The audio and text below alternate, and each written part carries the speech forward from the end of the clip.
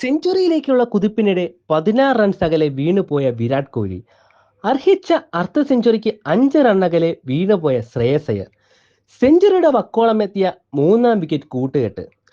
അർദ്ധ സെഞ്ചുറിയുടെ വക്കിലെത്തിയ 4-5 വിക്കറ്റുകളുടെ കൂട്ടുകെട്ടുകൾ. വ്യക്തിഗത നാഴികക്കല്ലുകളെല്ലാം ഇത്തരത്തിൽ വക്കോളമെത്തി കൈവിട്ടു പോയെങ്കിലും ചാമ്പ്യൻസ് ട്രോഫി എന്ന നാഴികക്കല്ലിലേക്കുള്ള പ്രയാണത്തിൽ നിന്ന് ഇന്ത്യയെ തടയാൻ ഓസ്ട്രേലിയക്ക് കഴിഞ്ഞില്ല. ദുബായ് രാജ്യാന്തര ക്രിക്കറ്റ് സ്റ്റേഡിയത്തിൽ പൊരുതി നേടിയ തുടർച്ചയായ 4ാം വിജയത്തോടെ രോഹിത് ശർമ്മയും സംഘവും ചാമ്പ്യൻസ് ട്രോഫി കിരീടമെന്ന സ്വപ്നത്തിന് ഒരേ ഒരു മത്സരത്തിനകലെയാണ്. ആവേശകരമായ സെമി പോരാട്ടത്തിൽ 4 വിക്കറ്റിനാണ് ഇന്ത്യ ഓസ്ട്രേലിയയെ മറികടന്നത്.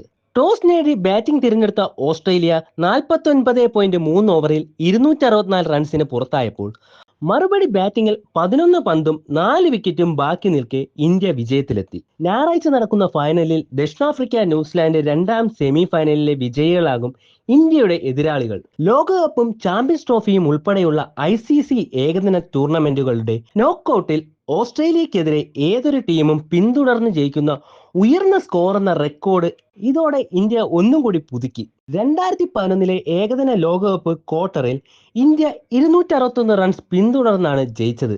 എന്നാൽ ഇത്തവണ അത് 265 റൺസാക്കി ഉയർത്തിയാണ് ഇന്ത്യ ചാമ്പ്യൻസ് ട്രോഫി ഫൈനലിലേക്ക് ചെക്കേറിയത്. ഒരിക്കൽ കൂടി കിങ് കോഹ്ലിയുടെ തോളിലേറിയാണ് ഇന്ത്യയുടെ വിജയക്കുതിപ്പ് എന്നത് ശ്രദ്ധേയമാക്കുന്നത്. 98 പന്തിൽ 5 ഫോറുകളോടെ 84 റൺസ് എടുത്ത കോഹ്ലി തന്നെയാണ് ഇന്ത്യയുടെ ടോപ്പ് സ്കോറർ.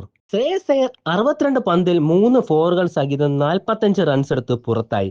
43 റൺസിനിടെ ഓപ്പണർമാർ ഇരുവരെയും നഷ്ടമാക്കി തകർച്ച മുൻകണ്ട ഇന്ത്യയെ 3ാം വിക്കറ്റിൽ കരുതലോടെ ബാറ്റ് ചെയ്ത് 111 പന്തിൽ 91 റൺസ് കൂട്ടിച്ചേർത്താണ് ഇരുവരും രക്ഷപ്പെടുത്തിയത്. അവസാന 10 ഓവറുകളിൽ KL രാഹുൽ, ഹാർദിക് പാണ്ഡ്യ എന്നിവരുടെ ബാറ്റിംഗും നിർണായകമായി. KL രാഹുൽ 34 പന്തിൽ 2 വീതം 6ഉം 4ഉം അടിച്ച് 42മായി പുറത്താകാതെ നിന്നപ്പോൾ ഹാർദിക് പാണ്ഡ്യ 24 പന്തിൽ 3 6ഉം 1 4ഉം സഹിതം 28 റൺസ് നേടി.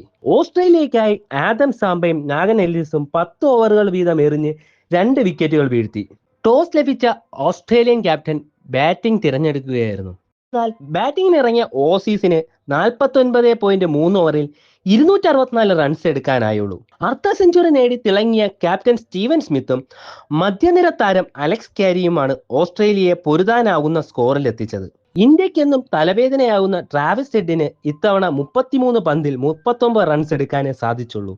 ട്രാവിസ് ഹെഡിനെ സ്പിന്നർ വരുൺ ചക്രവർത്തിയുടെ പന്തിൽ ശുഭ്മാൻ ഗിൽ ക്യാച്ച് എടുത്ത് പുറത്താക്കുകയായിരുന്നു. ഇന്ത്യക്കായി പേസർ മുഹമ്മദ് ഷമി 3 വിക്കറ്റുകൾ വീഴ്ത്തിയപ്പോൾ സ്പിന്നർമാരായ വരുൺ ചക്രവർത്തിയും രവീന്ദ്ര ജഡേജയും 2 വിക്കറ്റുകൾ വീതം സ്വന്തമാക്കി.